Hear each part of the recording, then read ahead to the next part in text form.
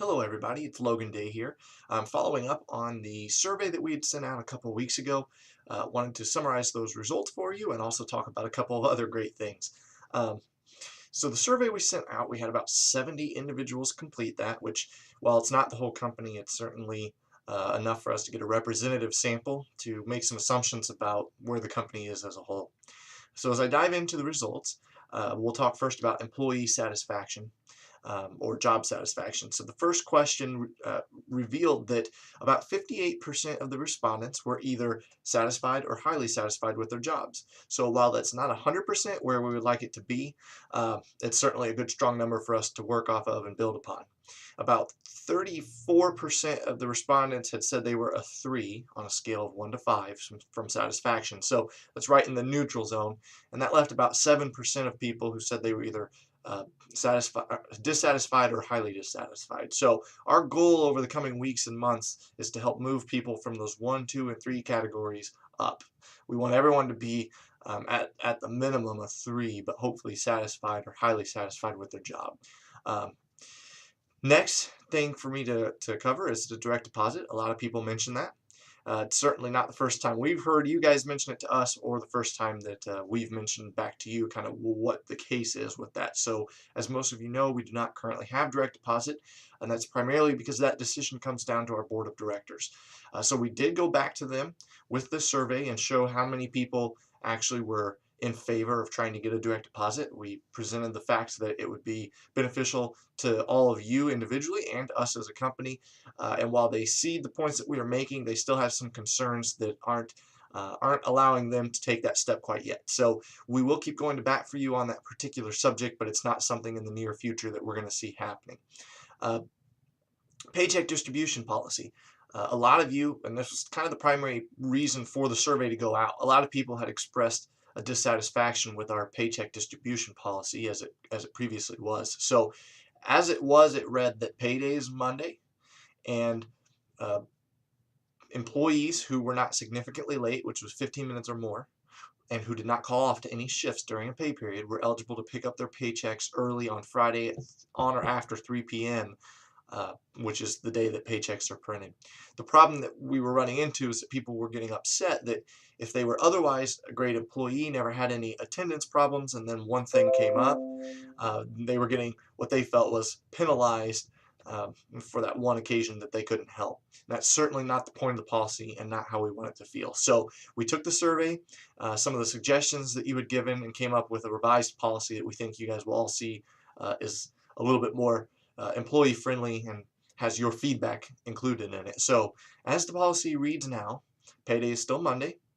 Uh, However, for non-probationary employees, so as long as you're outside of your 90 days, uh, if you don't have any significantly late or call-offs from shifts, you'll be eligible to pick up your paycheck early on Friday at or after 3 p.m.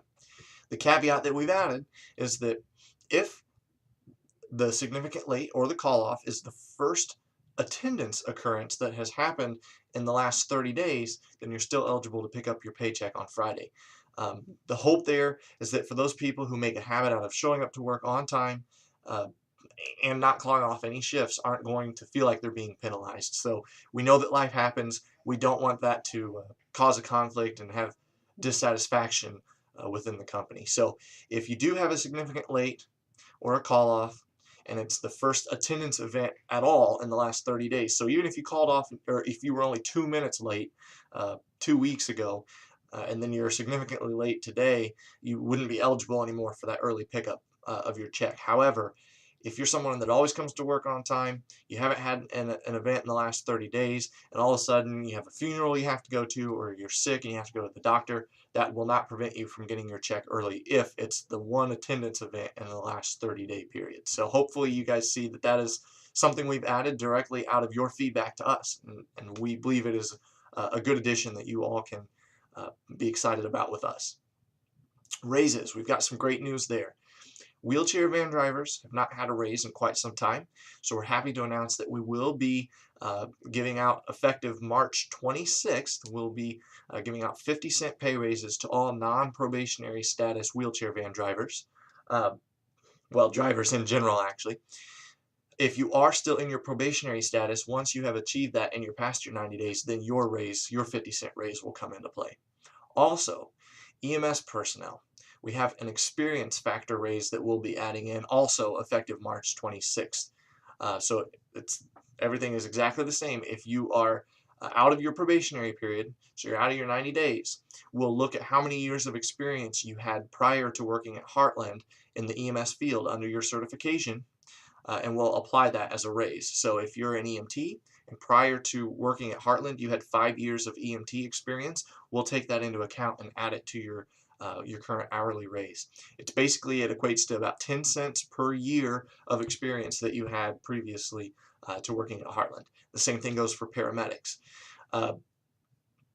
So if you are currently in your probationary status, you're within your 90 days, that raise won't take effect until you're outside of your 90 days. But if you are already out of your 90 days, we've already got those calculations done, and you'll see that raise come into effect March 26th and beyond. So we're excited to announce that to you all.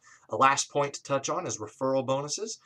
If you know any EMTs or paramedics, please refer them to us. By doing so, once they've worked for us for 90 days, both you and that referred employee will be eligible for a bonus. For EMTs, it's $500. For full-time EMTs, it's $500. For full-time paramedics, it's $750.